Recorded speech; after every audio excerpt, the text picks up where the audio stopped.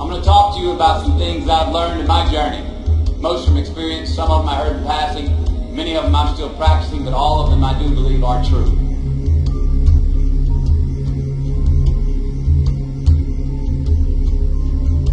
Life is not easy. It is not. Don't try to make it that way. Life's not fair. It never was. It isn't now, and it won't ever be. Do not fall into the trap, the entitlement trap, of feeling like you're a victim.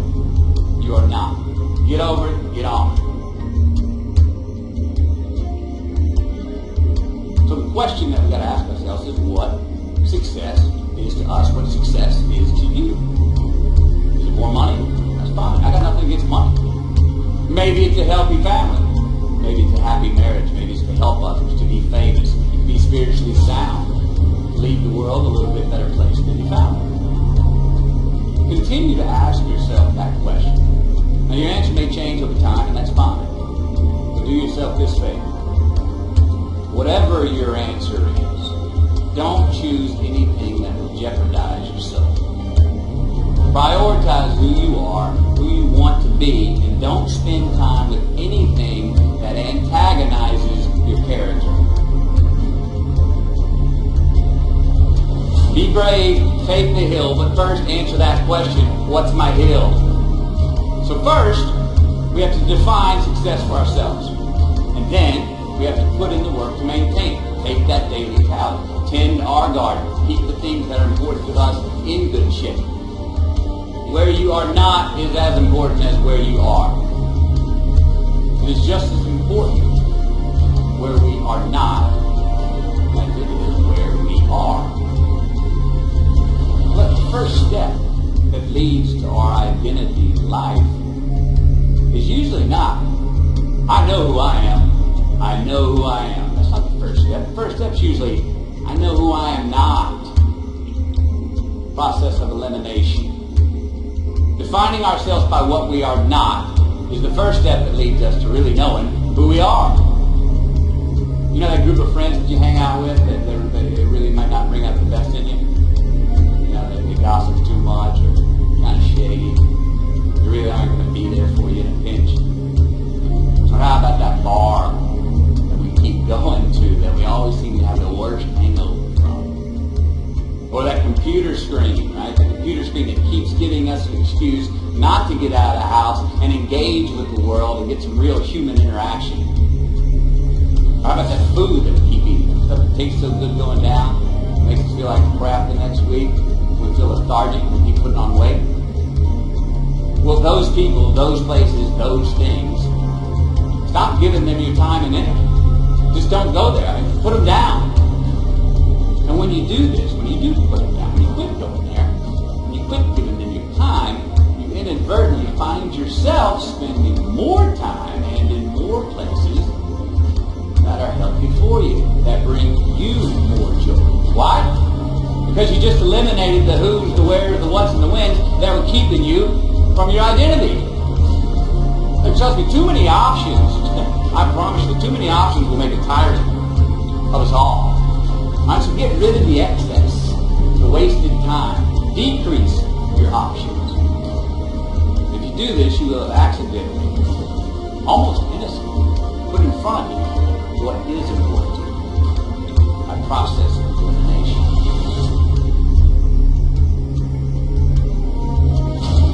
Knowing who we are is hard. It's hard. Give yourself a break. Eliminate who you are not first. Find yourself where you be. Instead of creating outcomes that take from us, let's create more outcomes that pay us back, fill us up, keep your fire lit, turn you on for the most amount of time in your future. We try our best, we don't always do our best. Well, architecture is a verb as well. And since we are the architect of our own lives, let's study the habits, the practices, the routines that we have that lead to and feed our success. Our joy, our honest pain, our laughter, our earned tears. Let's dissect that and give thanks for those things. And when we do that, guess what happens?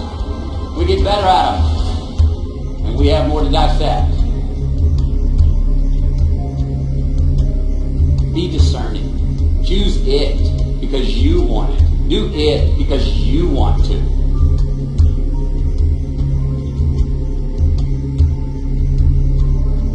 We're going to make mistakes. You got to own them. Then you got to make amends. And then you got to move on. Guilt and regret kills many a man before their time. So turn the page. Get off the ride. You are the author of the book of your life.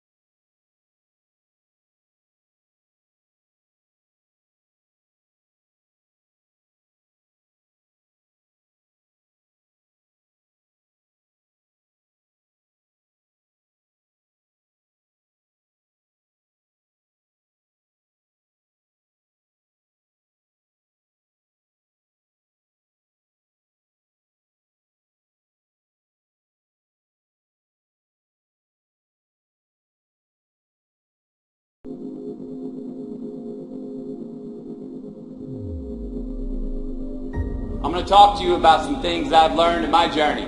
Most from experience, some of them I heard in passing, many of them I'm still practicing, but all of them I'm going to talk to you about some things that I've learned in my journey. Most from experience, some of them I heard in passing, many of them I'm still practicing, but all of them I do believe are true.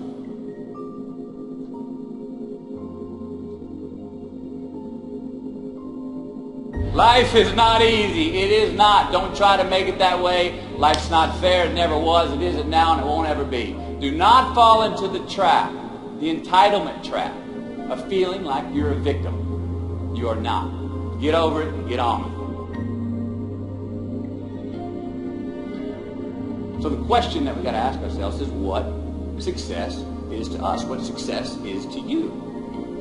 Is it more money? That's fine. I got nothing against money. Maybe it's a healthy family. Maybe it's a happy marriage. Maybe it's to help others, to be famous, to be spiritually sound, to leave the world a little bit better place than you found it. Continue to ask yourself that question. Now, your answer may change over time, and that's fine. But do yourself this favor. Whatever your answer is, don't choose anything that will jeopardize your soul. Prioritize who you are, who you want to be, and don't spend time with anything that antagonizes your character.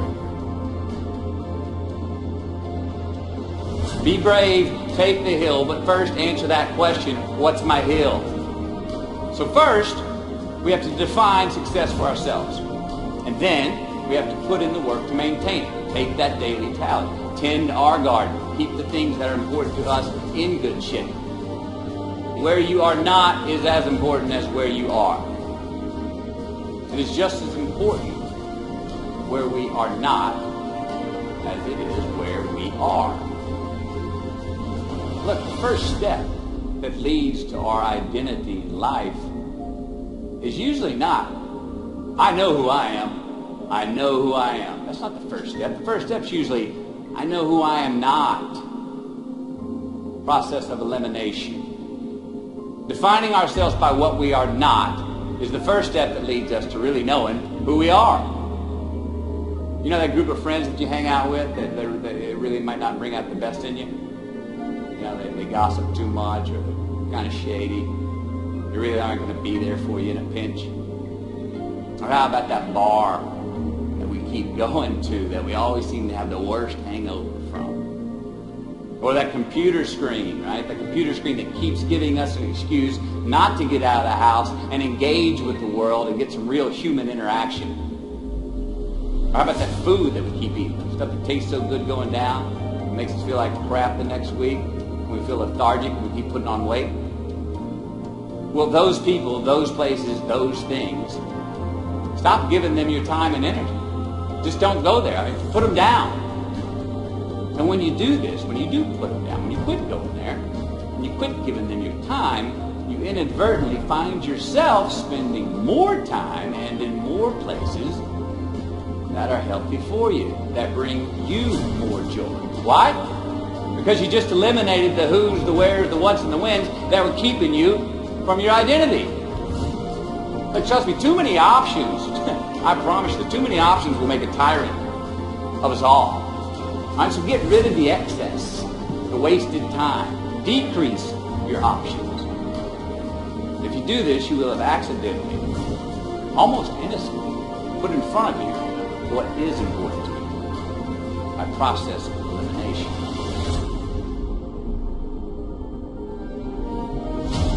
Knowing who we are is hard. It's hard. Give yourself a break. Eliminate who you are not first. You're going to find yourself where you need to be. Instead of creating outcomes that take from us, let's create more outcomes that pay us back, fill us up, keep your fire lit, turn you on for the most amount of time in your future. We try our best, we don't always do our best. Well, architecture is a verb as well. And since we are the architects of our own lives, let's study the habits, the practices, the routines that we have that lead to and feed our success, our joy, our honest pain, our laughter, our earned tears. Let's dissect that and give thanks for those things. And when we do that, guess what happens? We get better at them. And we have more to dissect.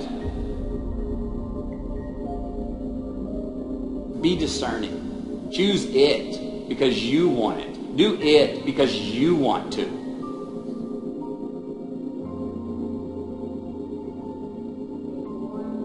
We're going to make mistakes. You got to own them. Then you got to make amends. And then you got to move on. Guilt and regret kills many a man before their time. So turn the page. Get off the ride. You are the author of the book of your life.